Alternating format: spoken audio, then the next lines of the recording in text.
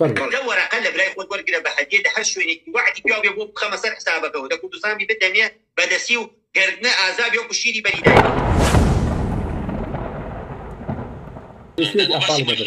بيدين وخوانا ناسكان ملون برا لفيسبوك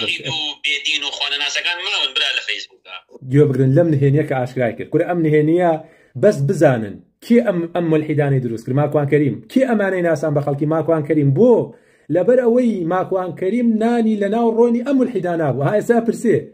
انا فاشد لوتي من ماهم ها ازاني اشتكي ازاني نماون ازاني كاري غريانيه هاي برسالك على ماون باش ابزان بزالتي نا والله انا ما عم اخوي بزابي امي كاينه والحمد لله نا لا دوريانيه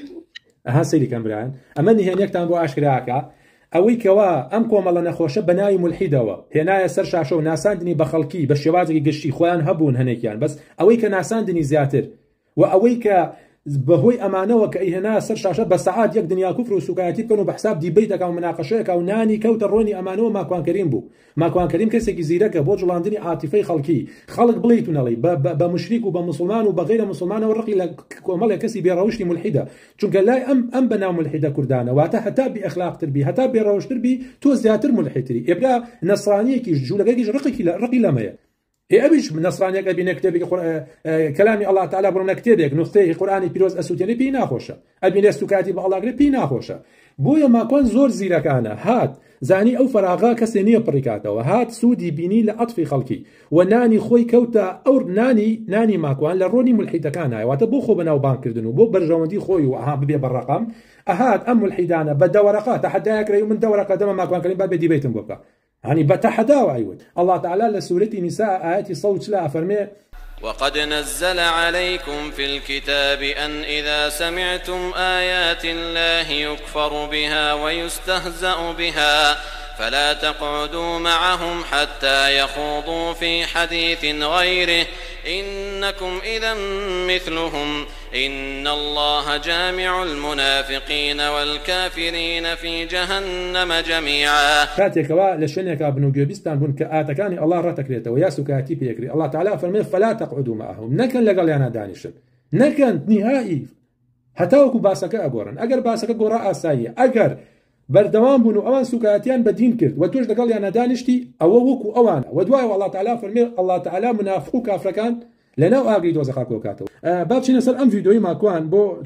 حسكن قسكان كيكن ببلغو بيلا ما كوان بقرا فرق دور قلب راي خود ورقه بحديه حشوني وعدي بيو بيبو خمسة حسابك وده كنت سامي بدميه بدسيو قردنا عذاب يوم شيري بريداي بس بالمريوان هلب جاي بلا ما كوان ام ساناك اگر ما كوان درو اكا ولا روبروي برو او تو حكم با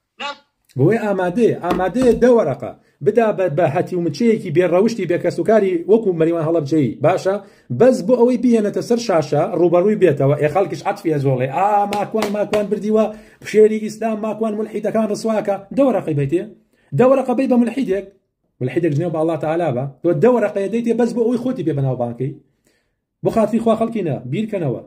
خلقنا بيركنوا شوني دليل بكون عطفتان نيلن كومال كس بناوي دين ودين بخنا خدمتي خوانو عطفيه وبجوليان اقادر بن بويا ما كان ناني لنا روني ملحده كان هي حتى ما كان هبو خوي ام الحيداني قوركر اي انا سر شاشه وشو بيان بلاو كردو سوكاتي انا كرد جنيوي انا دا ما كانش بحسب ردي انا داته يا اخو هر فقيقش بن ادوان رديان باتو يعني تو اقل الصد انا نود ونشي براوبي دانيك انا شبهه دروس هر زيري بو ايماش كيته وي اول يدو داني شي تشلحاني وجني ودانو سوكاتي بلا ما كان ناني لنا امر ناي وبجدي بو بالرقم لسر امش بجدي ما كان كسي اقلبو واتا كافريكي اقلبو لسر اما كافريك بو عطفي خلق امامك جولان لسر ام عطف خوي كرد الرقم خوي بناو بان كردو اسيش كومال كردو انا ببت كدليل دانين الانواني باشا استيكيشتن كيم الحدي بوش يوازه دروس كردو هنا سر شاشه ما كان تيغيشتن بوشي دور قاعده بو لقال مريوان هلا بجيا دي بيتكا تيجيشتن لو تي ما كان ماوا باشا ملحدش نما طواو كبيرته وديسان ولا كاكا 50000 نفر سيدي دي بيتي كي ملحد مريوان كان لقال ما كان مريوان بعازي خوي جنيه ودا يار كسكيت